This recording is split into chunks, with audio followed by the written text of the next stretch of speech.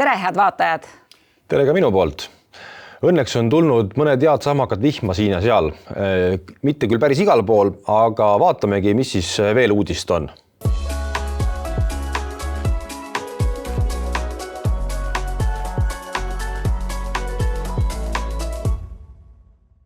Alustuseks ütlen kohe, et nüüd tuleb kalendrid välja võtta ja panna endale kalendrisse üks suur punane ring 3. juuli peale, sest toimumas on Eesti sisukaim põllupäev.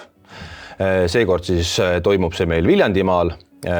Skandaga kodulehel on kindlasti info olemas ja registreerimine on avatud. Nii et võtke kalender välja, märkige ära ja registreerima. Ootame taas kord suurt osavõttu, nagu ikka. Nagu ikka.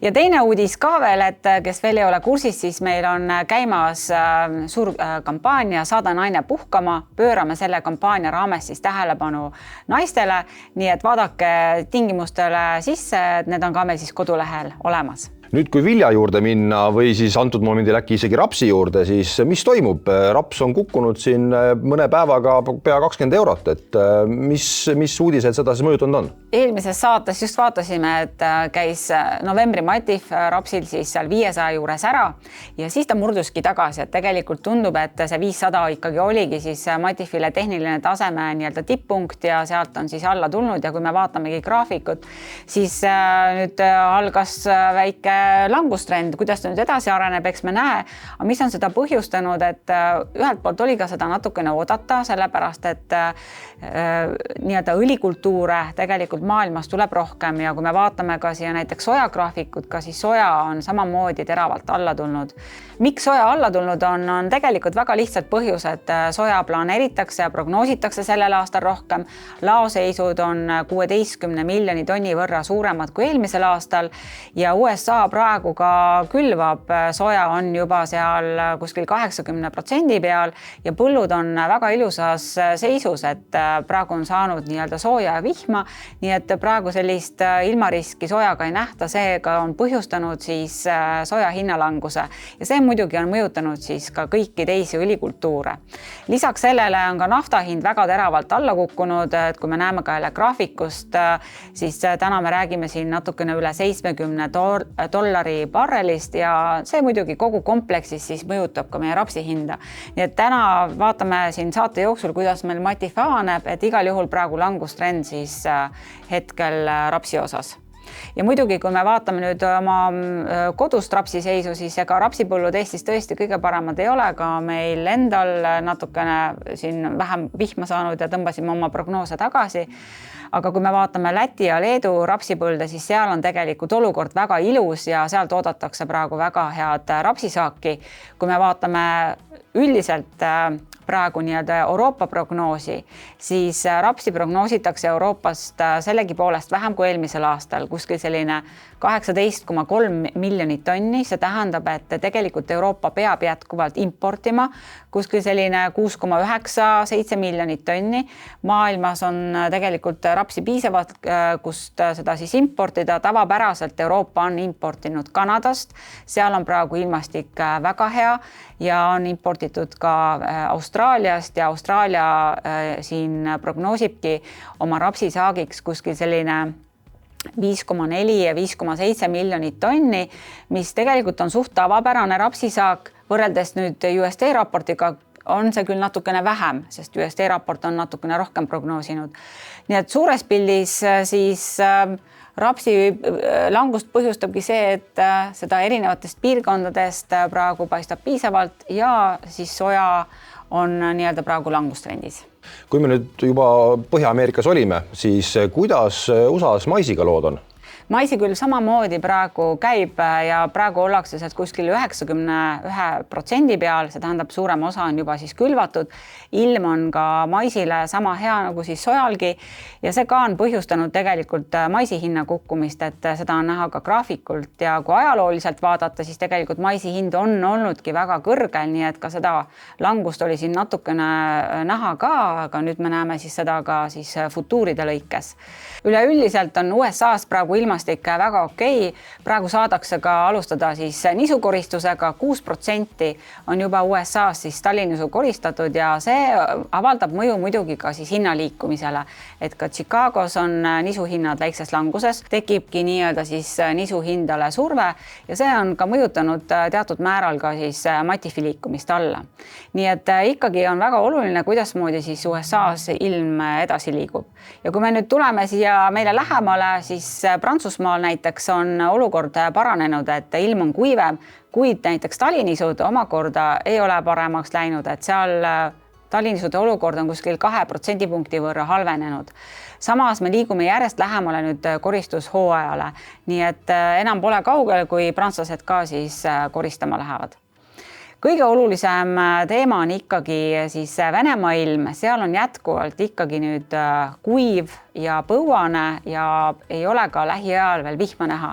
Ja mida nüüd ikkagi ka analüütikud ja kogu turg küsib, et kui palju seda kuiva ja seda ilmariski on juba hindadesse sisse kirjutatud, sest Matif tõusis siin kõige kõrgemale siin 274 detsembri Matifist ja siis murdus tagasi, see tähendab, et rohkem ei olnud turg, kõrgemat hinda ei olnud turg valmis siis vastu võtma ja praegu, kui ilmarisk püsib, on väga palju nagu sellist spekulatiivset informatsiooni, kuhu see Matif võib edasi liikuda.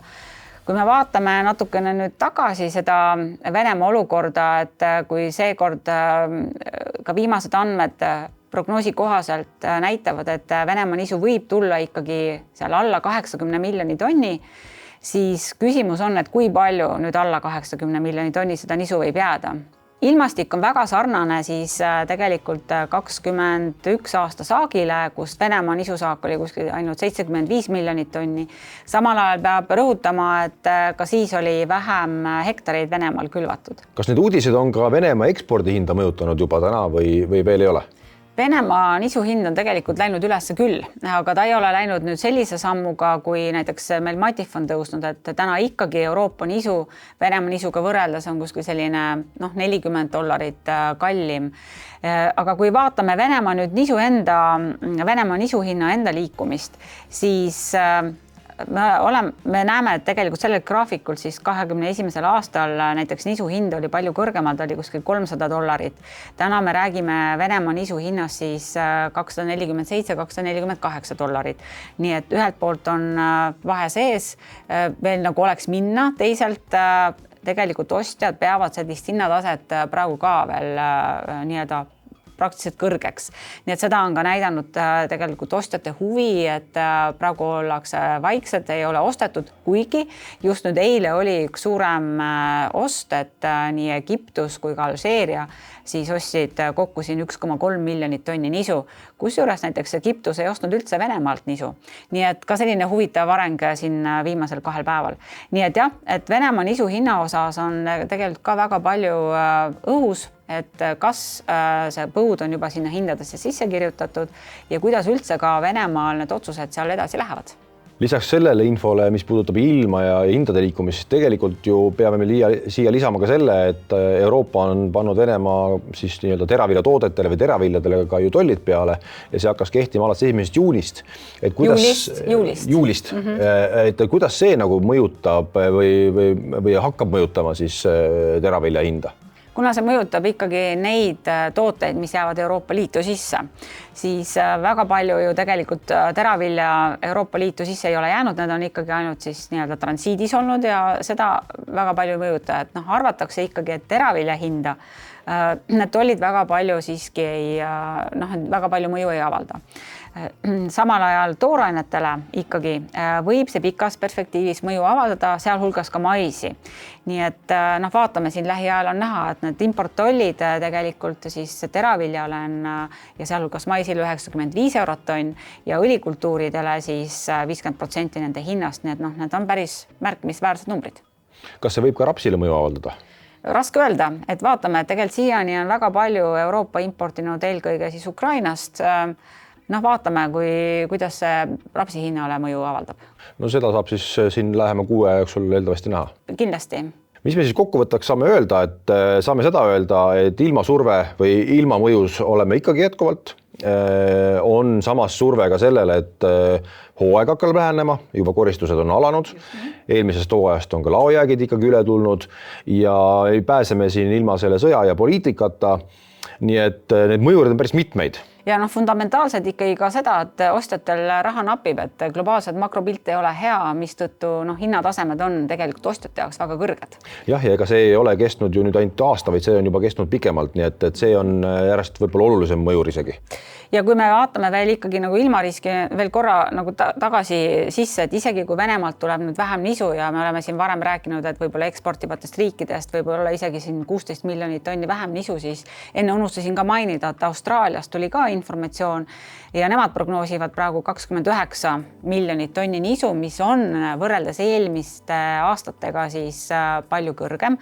Eelmise aastaga võrreldes plus 12% rohkem ja kui me võtame 10 viimast aastat, siis isegi ka 10% rohkem, nii et tegelikult, et kui Venemaalt isegi nüüd tuleb vähem, näiteks kui me enne rääkisime, et kas alla 80 miljoni, seal võib-olla seal 75-78 miljonit, siis kui nüüd Austraaliast tuleb hea saak, siis see omamoodi jälle kompenseerib seda globaalset puudujääki.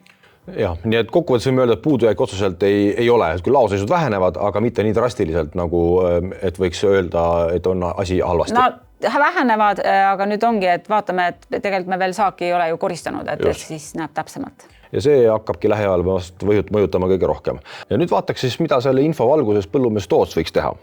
Ja kui me vaatame siin neid kultuure, siis talirapsi osas, mis siin prognoosi vähendasime, seal me kindlasti midagi ei tee. Teine võib-olla keerulisem on kaer, kuna vihma on küll tulnud, aga samas ei saa öelda, et oleks nüüd väga palju tulnud ja piisavalt tulnud, et ikkagi tegelikult ootaks seda vihma veel. Ma kaera osas ka võib-olla veel ei julgeks teha. Siia juurde veel ka info võib-olla see, et Skandinaavias on ka natukene kuiv olnud, nii et eks näha ole, kuidas see kaera hinda mõjutama hakkab. Aga mis meil siis jääb? Nisus me oleme päris palju juba fikseerinud ja jääbki tali, oder ja hernes. Ja siin juures on ruumi veel minna küll, et ma teekski niimoodi, et paneksime Tootsile 25 tonni hernest ja 25 tonni otra. Ja nõus, arvestades veel seda, et me tegelikult eelmine kord tahtsime panna otra küll ja siis panime endale väga kõrged hinnaootused, aga mis ei realiseerunud. Ei realiseerunud, hoopis turg on allapoole tulnud, nii et aga ma paneks nüüd ikkagi otra küll kinni, et otra hind on tegelikult hea. Just, ja panemegi siis 25 tonni otra ja hernest ja siis vaatame, mis siis turg edasi teeb ja järgmised käigud juba võib-olla järgmistel kordadel. Ja praegu vaatangi, et Matif ka nüüd avanes, täna siis detsember on siin 264 ja novembri Matif rapsil on siis 47925, nii et ja vaatame, mis siis nädala pärast näha on. Selleks korraks kõik. Kohtumiseni! Kohtumiseni!